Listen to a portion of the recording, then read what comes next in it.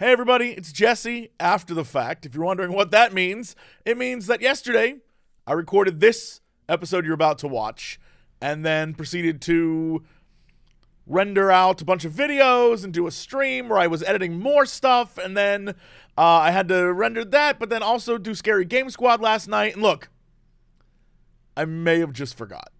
It sat here on my desktop and I should have done it, and I'm going to take that as a sign that I have been overworking lately, and so I'm taking a day off, and I'm giving you yesterday's episode.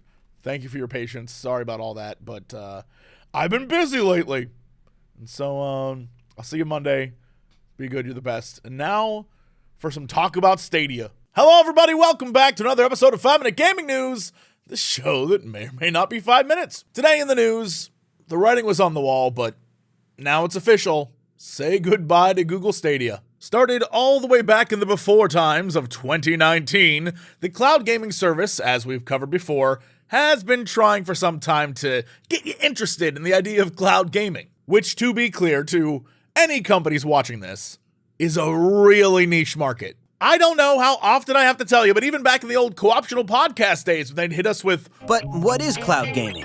most people had no interest then either. But still, Stadia chugged along, trying their hardest to get people interested. Back in March of this year, they announced big plans and a big upcoming overhaul. But then by May, there was crazy things like saved files being wiped, and by August, people were guessing that the gaming initiative was on its last leg. And the whole Mimi cloud gaming thing wasn't the only really problem here. There was tons of others. The pay system was so convoluted, and so there was different levels of things you could buy, and you could buy a single game and it was just very confusing for the consumer. And it's a problem that, funnily enough, as we talked about it already this week, it seems to be very indicative of what's happening with Netflix games, where people are like, I can't even find the games.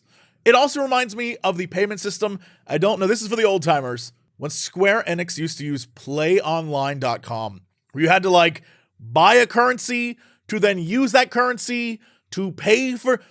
It was like going to Dave & Buster's, except to play games you actually wanted to play and not just the games that were around. That's right, I'm calling you out, Dave & Buster's. Get new games. Well, anyway, that is it for Stadia. It's been confirmed it's shutting down January 18th, 2023, but all the Stadia hardware you purchase through the Google Store, along with games and add-ons, all of that will be refunded. And normally, I'd be like, that's pretty upstanding of them. But also, the cynical side of me is like, they must not have sold a lot of copies, because if they're willing to refund everyone, I have to imagine they were like, you know what, we'll take the hit. It's not even that much. Stadia Vice President Phil Harrison went on to say, a few years ago, we launched a consumer gaming service, Stadia.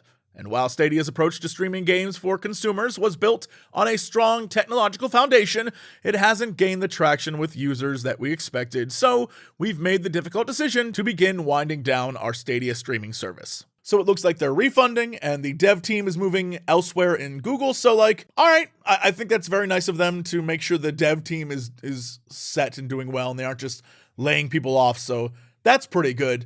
But yeah, rip Stadia. In other news, come with me and take another step into that dystopian hellscape of a future we're all marching towards. Over on Video Game Chronicle, they've got an article about the upcoming PlayStation Stars loyalty program coming out next week here in the States, and then I think the week after in Europe. But apparently, they've already got access in Japan, and Japanese players are not too thrilled about a new feature. Apparently, the program has a 4-tier level system where players start at level 1 and work their way up to level 4 by buying games and earning trophies. However, users are upset because with that level 4 tier, which is unlocked after buying 4 full-priced games from the PlayStation Store and earning 128 rare trophies, it apparently rewards players with improved customer service. That's right, according to Sony, the level 4 tier perks include a commemorative collectible and a promise that when contacting PlayStation customer support, you'll be given priority in the chat order. Of course, people are making the obvious observations of,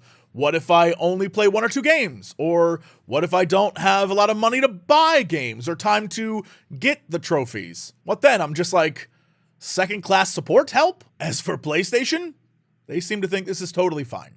And I guess we'll see what they think when this releases to Western audiences. Will it have the same functionality? Will it have the same tiers? Will it be the same way? We'll find out. We'll find out next week on the 5th, I believe. So stay tuned for that. But there are some pretty unhappy Japanese players. But if you'd like to be happy, ooh, that is a segue, all right. Head on over to Cox Clips, youtube.com/Cox Clips. We got VODs, we got shorts, we got the different Let's Play things that I've been doing. If you are like, what happened to this thing? Or what happened to that thing, Jesse? This channel is like very hyper-focused at the moment. And Cox Clips is like everything else. So I'd love you to head over there and just check it out. It'd make my day. Thanks so much. That's it for me. I'll see you all tomorrow for another episode of 5 Minute Gaming News.